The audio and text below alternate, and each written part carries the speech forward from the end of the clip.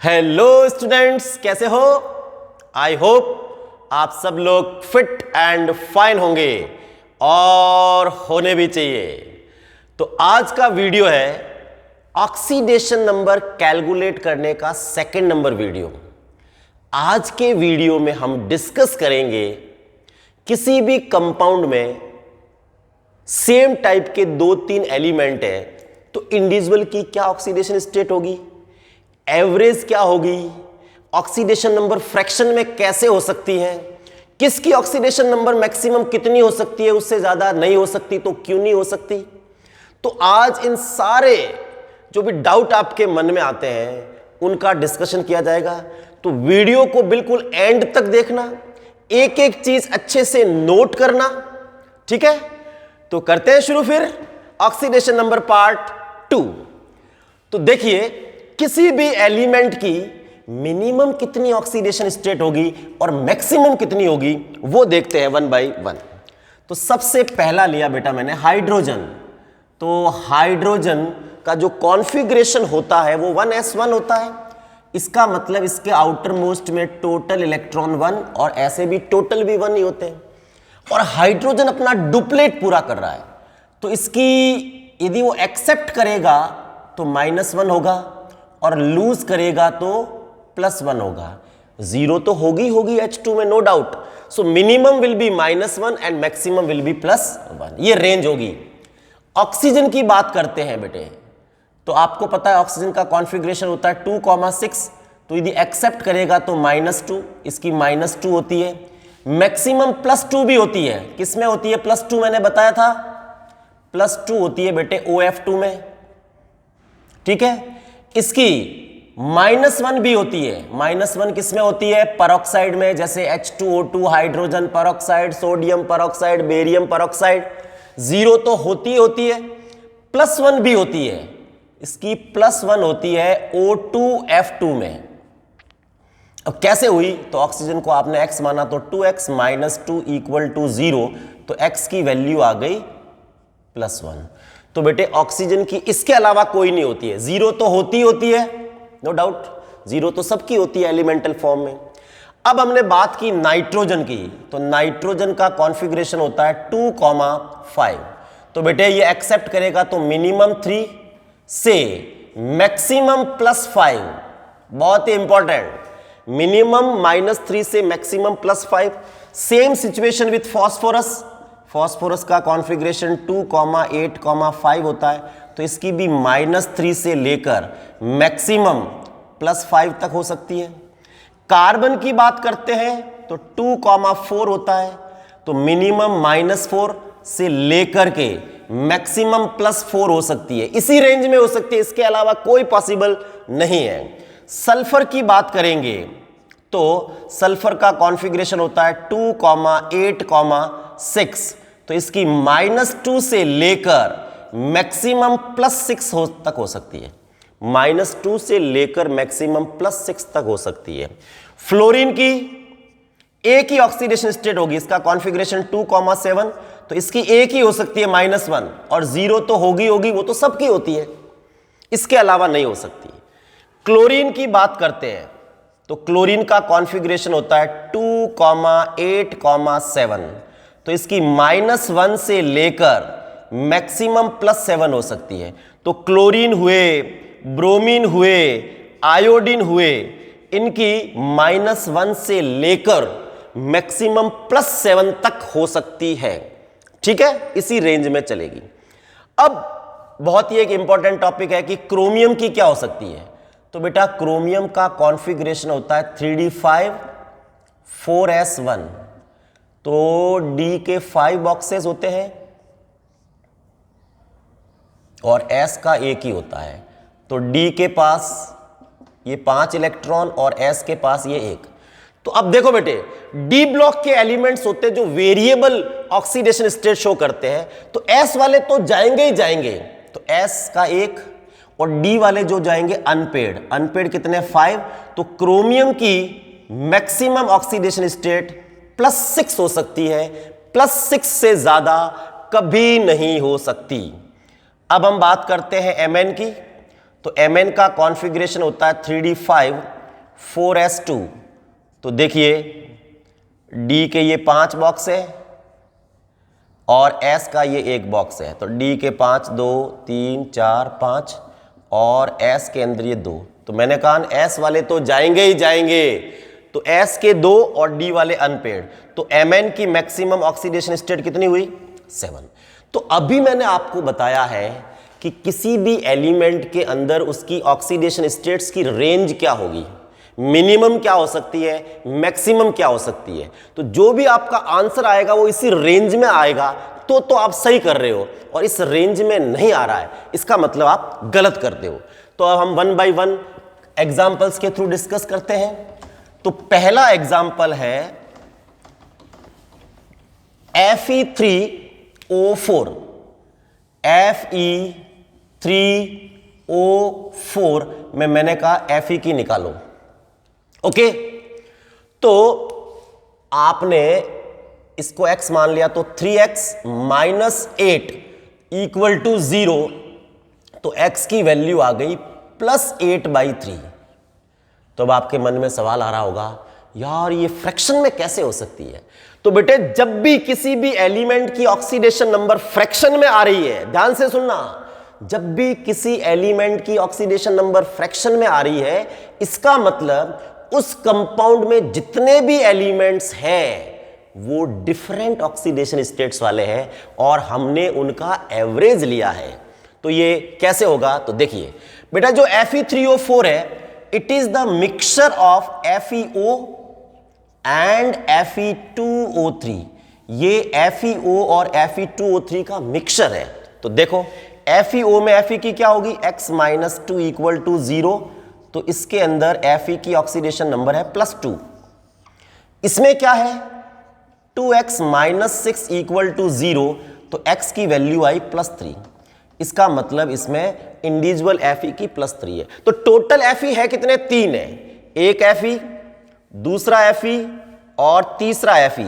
एक की बेटा +2, एक की +3, दूसरे की भी +3। तो इनका जो एवरेज आया +2 +3 +3 डिवाइडेड बाई 3। तो ये आ गया +8/3। समझ गए? तो इसमें एक आयरन +2 वाला है और 2 आयरन के एटम +3 वाले हैं। इस तरह से इनकी एवरेज ऑक्सीडेशन स्टेट्स कैलकुलेट करते हैं। अगला example, next example is C3O2। और C3O2 में कार्बन की क्या है? तो देखिए, कार्बन को आपने x माना, तो 3x - 4 इक्वल टू 0। तो x की वैल्यू आ गई +4/3। आ गई वापस फ्रैक्शन में।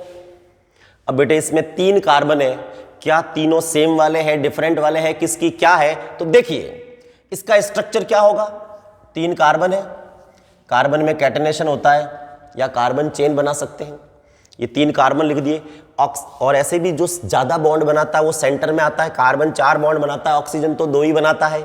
ऑक्सीजन किनारे पे, एक इधर एक इधर, और ऑक्सीजन की वैलेंसी को सेटिस्फाइड करो, 2 बॉन्ड बनाता है। कार्बन हमेशा 4, तो 2 बन गए, तो 2 इधर। ये इसका स्ट्रक्चर बन गया। अब क्या ऑक्सीडेशन स्टेट होगी इंडिविजुअल की? देखिए इस बॉन्ड को देखते हैं, इस बॉन्ड को देखते हैं। तो ज्यादा इलेक्ट्रोनेगेटिव कौन? ऑक्सीजन। तो ऑक्सीजन के ऊपर -1 इसकी वजह से, 1 इसकी वजह से। तो टोटल ऑक्सीजन पे -2 और कार्बन पे आ गया +2। सेम इस बॉन्ड को देखते हैं, दिस एंड दिस, इसकी वजह से -2, तो कार्बन की वजह से +2।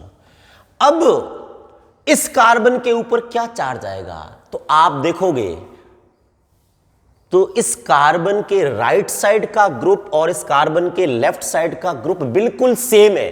इसका मतलब इस कार्बन के इलेक्ट्रॉन का पोलराइजेशन, झुकाव किसी की तरफ नहीं होगा। इसका मतलब इस कार्बन के ऊपर चार्ज आएगा 0। तो इस कार्बन के ऊपर चार्ज आ गया 0, ठीक है। इसका मतलब एक कार्बन +2 वाला है, एक 0 है, दूसरा वापस +2 वाला है। तो इसका एवरेज क्या हुआ? बेटे सारी चीजें साथ में अच्छे से नोट करते रहना और अच्छे से नोट्स बनाते रहना। तो ये आ गई +4/3। ठीक है, कोई तकलीफ नहीं। और एग्जाम्पल लेते हैं, बहुत अच्छे अच्छे एग्जाम्पल्स लेंगे और बहुत ही इंपॉर्टेंट है एग्जामिनेशन पॉइंट ऑफ व्यू से। Na2S4O6, इसमें मैंने कहा सल्फर की निकालो, क्या होगी सल्फर की ऑक्सीडेशन स्टेट। तो देखिए, सोडियम की कंपाउंड में +1 होती है तो +2 + 4x -12 = 0, और मैथ्स किया तो आया 4x = +10। इसका मतलब x की वैल्यू आई +10/4। अगेन फ्रैक्शन में आई है, तो इसमें 4 सल्फर के एटम है, क्या होगी इंडिविजुअल सल्फर की, करें तो सल्फर मैक्सिमम 6 बॉन्ड बना सकता है, मैक्सिमम, और मिनिमम 2। तो सेंटर में आएगा सल्फर 1 2 3 और 4, और किनारे पे आएंगे ऑक्सीजन। कितने ऑक्सीजन है, 6, 3 इसकी तरफ आ गए और 3 इसकी तरफ आ गए। फिर सोडियम बिल्कुल ही सबसे कम एक ही बॉन्ड बनाता है, तो सबसे किनारे पे आएगा ये लो, बहुत ही आसान है, एक इधर आएगा, और सोडियम एक ही बॉन्ड बनाता है, ऑक्सीजन 2 बनाता है, और सल्फर मैक्सिमम कितने बना सकता है, 6। तो इस तरह से ये इसका स्ट्रक्चर बनाया, और मिनिमम 2 बना सकता है। अब हम पता करें कि किसकी क्या ऑक्सीडेशन नंबर होगी। इस बॉन्ड को देखो, इस बॉन्ड को देखो, ये इधर गया तो इसकी वजह से 1 2, तो इसकी वजह से इसके ऊपर बेटा 1 + 1, इन दोनों की वजह से सल्फर के ऊपर 2 + 2, और इनकी वजह से सल्फर के ऊपर +2। सेम सिचुएशन यहां पर भी 1 2 3 4 और 5, इस सल्फर पे आ गया +5, इस सल्फर के ऊपर भी आ गया +5। अब मन में सवाल होगा कि इन 2 सल्फर का क्या होगा। आप इन 2 सल्फर को देखोगे तो इनके दोनों साइड के ग्रुप्स बिल्कुल सेम है, इसका मतलब इस सल्फर का चार्ज 0, इस सल्फर का चार्ज भी 0, तो इसकी एवरेज ऑक्सीडेशन नंबर आई 5 + 5 + 0 + 0 + 5 / 4। देखो आ गया +10/4। इसका मतलब इसमें 2 सल्फर तो 0 वाले हैं और 2 सल्फर +5 ऑक्सीडेशन स्टेट्स वाले हैं। अगला एग्जाम्पल देखिए, आपने बेटे क्लास 10th में ब्लीचिंग पाउडर का फॉर्मूला पढ़ा होगा, और वो फॉर्मूला होता है CaOCl2, कैल्शियम ऑक्सीक्लोराइड। इसमें क्लोरीन की क्या होगी, तो एज्यूम कर दिया बेटे, किसी भी कंपाउंड में कैल्शियम की हमेशा क्या होती है, +2, प्लस ऑक्सीजन की कितनी लिखूं। देखो ऑक्सीजन और क्लोरीन में ज्यादा इलेक्ट्रोनेगेटिव कौन है, ऑक्सीजन, और इसका नाम क्या बोला मैंने, कैल्शियम ऑक्सीक्लोराइड, ये ऑक्साइड है। इसका मतलब ऑक्सीजन की -2 + 2x = 0। तो आपने जब सॉल्व किया तो x की वैल्यू आ गई 0। अब बेटे x की वैल्यू 0 आई है तो एवरेज आया है। इंडिविजुअल का क्या होगा, तो इसका स्ट्रक्चर होता है CaOCl, इसका मतलब Ca के साथ एक तो है OCl और एक है Cl। देखें क्या होगी इसकी ऑक्सीडेशन स्टेट। इन दोनों में ज्यादा इलेक्ट्रोनेगेटिव कौन, ऑक्सीजन, तो ये वाला बॉन्ड इधर जाएगा, तो इसकी वजह से ऑक्सीजन पे माइनस और क्लोरीन पे आएगा प्लस। इन दोनों में ज्यादा इलेक्ट्रोनेगेटिव कौन, एक तो कैल्शियम है और क्लोरीन, क्लोरीन ज्यादा इलेक्ट्रोनेगेटिव है, तो इस क्लोरीन पे आएगा -1 और इसकी वजह से कैल्शियम पे आएगा +1। इन दोनों में ज्यादा इलेक्ट्रोनेगेटिव कौन, ऑक्सीजन, तो ये बॉन्ड जाएगा इधर, तो -1 और +1। इसका मतलब कैल्शियम की तो हो गई +2, इस ऑक्सीजन की हो गई -2, इस क्लोरीन का हो गया +1 और एक का हो गया -1, तो इसकी एवरेज हुई +1 -1 / 2 0। इस तरह से इसकी एवरेज ऑक्सीडेशन स्टेट निकाल सकते हैं। अगला एग्जांपल लेते हैं बेटे, कॉम्पिटिटिव एग्जामिनेशन के पॉइंट ऑफ व्यू से ये सारे बहुत ही इंपॉर्टेंट हैं। अगला मैंने कहा Ki3 में आयोडीन की निकालो, Ki3 में आयोडीन की निकालो, तो आप कैसे करोगे, कंपाउंड में पोटेशियम का +1, तो +1 + 3x = 0, तो x की वैल्यू आ गई -1/3, x की वैल्यू आ गई -1/3। अब ये आई कैसे, तो देखिए Ki3 is the mixture of Ki and I2, और Ki प्लस I2 को क्या लिख सकते हो बेटे, I और I। अब देखिए Ki में K पे प्लस तो I की क्या आएगी, -1।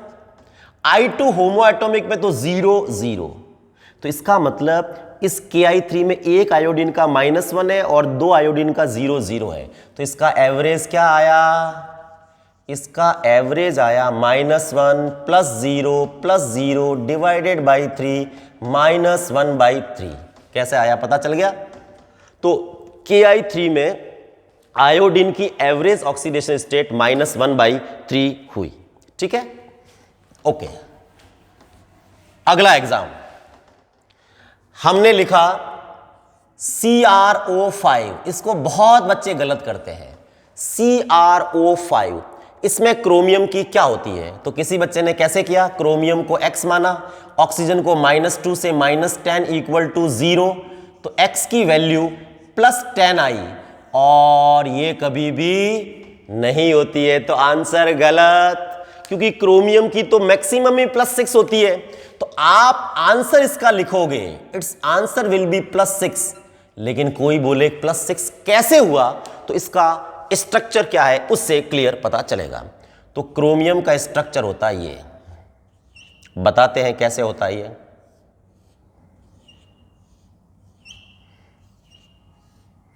अभी मैंने बताया बेटा क्रोमियम मैक्सिमम 6 बॉन्ड बना सकता है, 1 2 3 4 5 6, और ऑक्सीजन 2 ही बना सकता है। इसको बटरफ्लाई स्ट्रक्चर बोलते हैं, बिल्कुल बटरफ्लाई की तरह है। अब इसको देखिए ध्यान से, इसमें ये ऑक्सीजन तो नॉर्मल वाला है, नॉर्मल वाला है, तो इसकी तो -2 है और इसकी जगह क्रोमियम पे कितनी आ जाएगी, +2। ये 2 ऑक्सीजन है वो परऑक्साइड वाले, देखो परऑक्साइड वाले हैं, O के बीच में डायरेक्ट बॉन्ड होता है उसको परऑक्साइड। तो परऑक्साइड में इसकी वजह से -1 और इसकी वजह से -1, तो क्रोमियम पे +1 और इधर क्रोमियम से +1। सेम इस ऑक्सीजन पे -1 तो क्रोमियम पे +1, -1 तो क्रोमियम पे +1। और गौर से देखो तो क्रोमियम की टोटल कितनी आई है, +6। इसका मतलब जब भी किसी भी कंपाउंड की ऑक्सीडेशन नंबर नॉर्मल कैलकुलेशन से गलत आ रही है, ज्यादा आ रही है, इसका मतलब उस कंपाउंड में परऑक्साइड बॉन्ड जरूर है। तो CrO5 में परऑक्साइड बॉन्ड है, और कितने परऑक्साइड बॉन्ड है, एक परऑक्साइड बॉन्ड, दूसरा परऑक्साइड बॉन्ड। तो CrO5 में क्रोमियम की +6 होती है, ना कि +10। अगला एग्जांपल, किसी ने पूछा सल्फ्यूरिक एसिड की बताओ, H2SO4।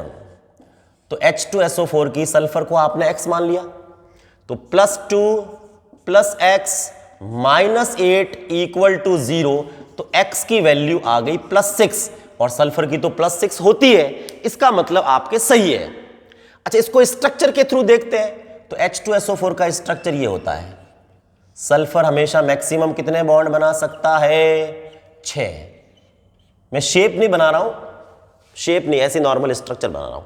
ये बना दिया मैंने H2SO4 का, सल्फ्यूरिक एसिड का।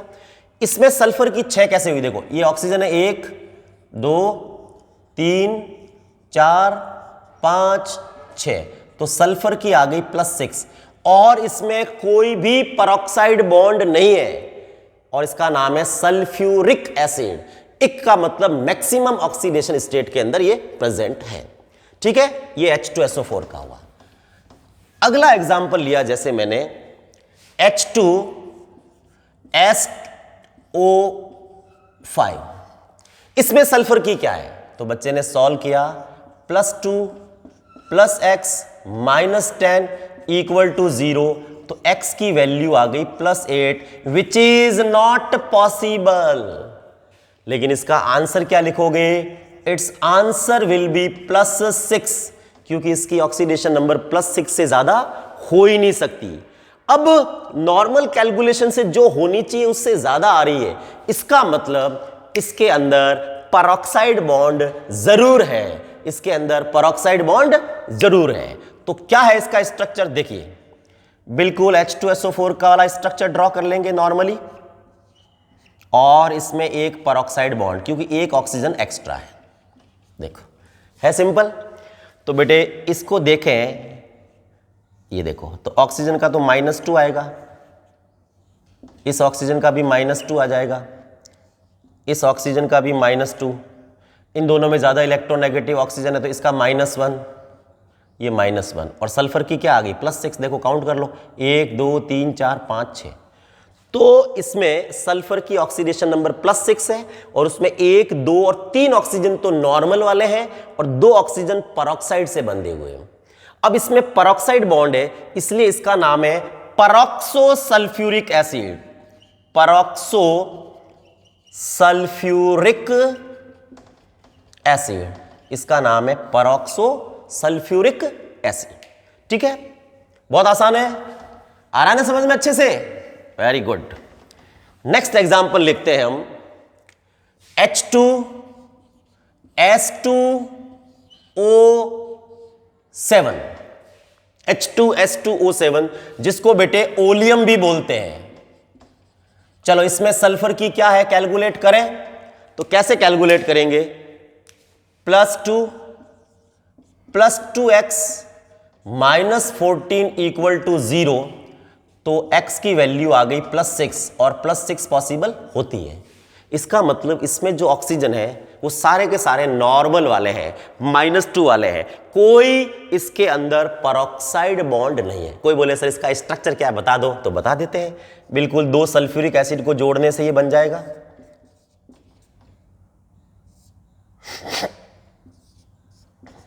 बहुत ही आसान, देखिए 2 हाइड्रोजन हो गए, 1 2 3 4 5 6 7, ये इसको डाई सल्फ्यूरिक एसिड भी बोलते हैं, 2 सल्फ्यूरिक एसिड के मिलने से आइलैंड स्ट्रक्चर भी बोलते हैं इसको। ठीक है, अगला लेते हैं हम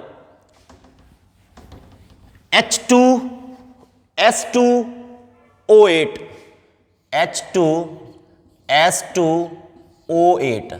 अब इसमें क्या सल्फर की होगी, तो आपने क्या किया, उसको +2, सल्फर को x माना तो 2x -16 = 0, तो x की वैल्यू आ गई +7, which is not possible, which is not possible, which is not possible.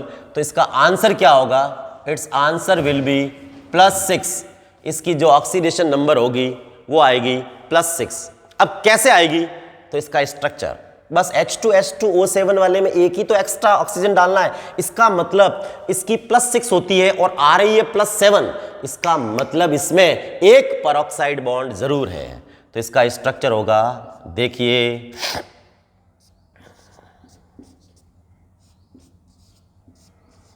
Peroxide bond जरूर होगा।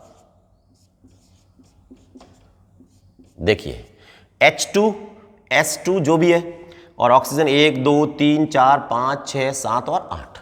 अब साफ दिख रहा है कि इसमें ये ऑक्सीजन नॉर्मल वाला है -2, ये भी नॉर्मल वाला -2, ये भी नॉर्मल वाला -2, ये भी नॉर्मल वाला -2, नॉर्मल वाला -2, नॉर्मल वाला -2। लेकिन जहां पर भी ऑक्सीजन ऑक्सीजन आपस में कनेक्टेड है, इसका मतलब कौन सा बॉन्ड है, परऑक्साइड, तो इसमें इसकी -1 और इसमें इसकी -1। और सल्फर की कितनी आई, देखिए 1 2 3 4 5 6, इस सल्फर की +6 आ गई, इसमें 1 2 3 4 5 6 सल्फर की +6 आई।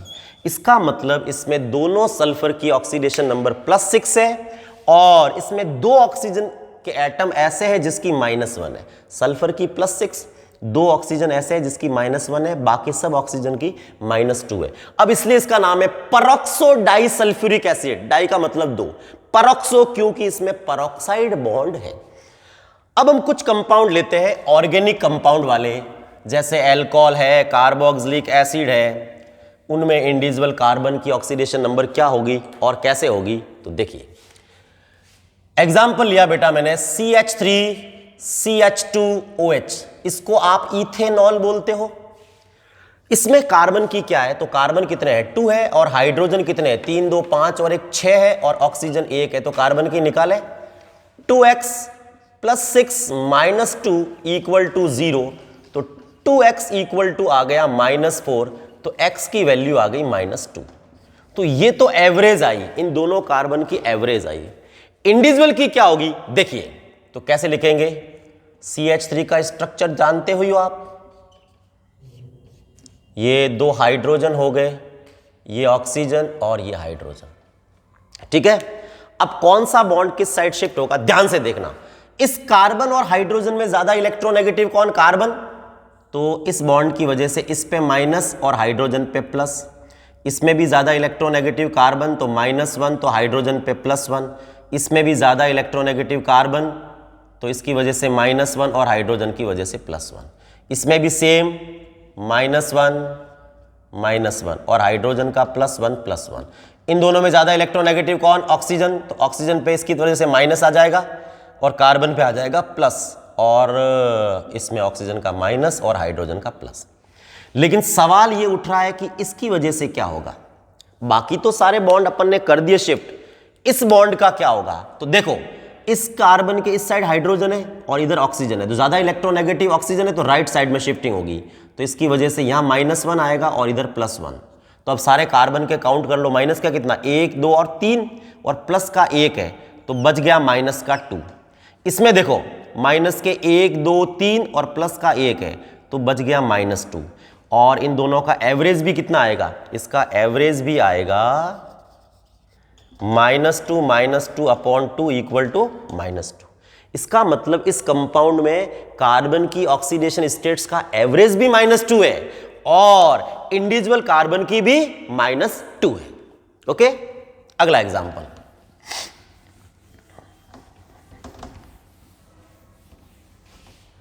नेक्स्ट एग्जांपल है CH3COOH, जिसको आप एसिटिक एसिड या इथेनोइक एसिड बोलते हैं। इसमें कार्बन का क्या होगा, तो आपने 2 कार्बन लिखे, 2 कार्बन है, हाइड्रोजन 4 है, ऑक्सीजन 2 है, और कार्बन की निकाली आपने 2x + 4 - 4 इक्वल टू 0, तो x की वैल्यू आ गई 0। ये तो एवरेज आया है। अब यार हर एक कार्बन की होगी क्या, तो देखिए इसका स्ट्रक्चर है CH3COOH, कोई तकलीफ नहीं, तो करें। इन दोनों में ज्यादा इलेक्ट्रोनेगेटिव कौन, कार्बन, तो इसकी वजह से -1, इस बॉन्ड की वजह से -1, इस बॉन्ड की वजह से भी -1। इनमें इन 2 बॉन्ड की वजह से बेचारे कार्बन पे +2 और इसकी वजह से कार्बन पे +1, कोई तकलीफ नहीं। लेकिन बीच वाले बॉन्ड का क्या होगा, तो इसको देखो, तो इधर भी कार्बन इधर भी कार्बन। नेक्स्ट वाले को देखो, इधर हाइड्रोजन तो इधर ऑक्सीजन, ये राइट साइड में जाएगा, तो इस कार्बन पे -1 और इस पे +1। अब टोटल देख लीजिए, यहाँ माइनस के कितने हैं, माइनस का 1 2 और 3 और एक प्लस का, तो माइनस के 2 बच गए।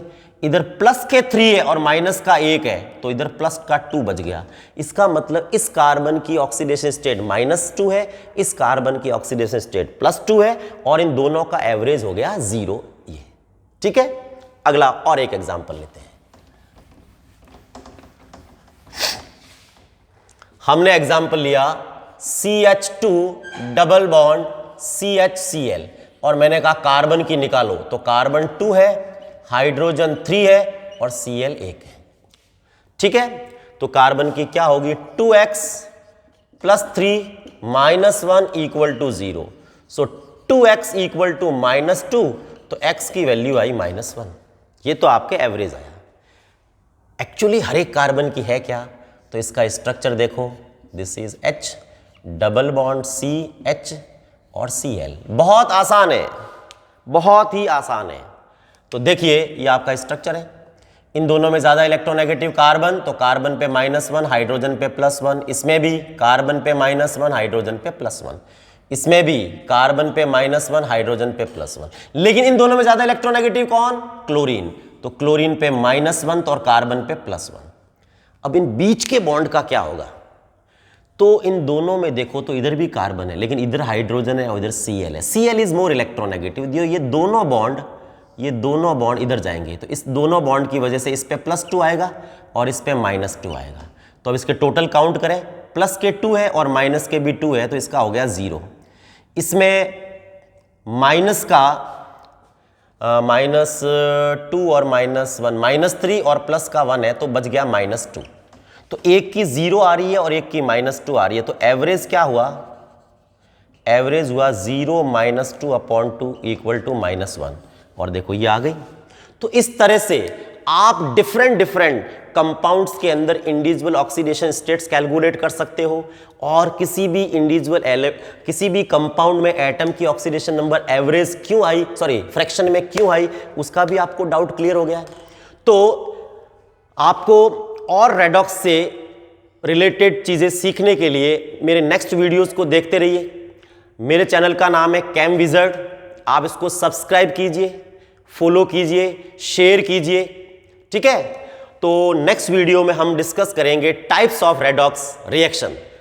तब तक जय हिंद, जय भारत, थैंक यू।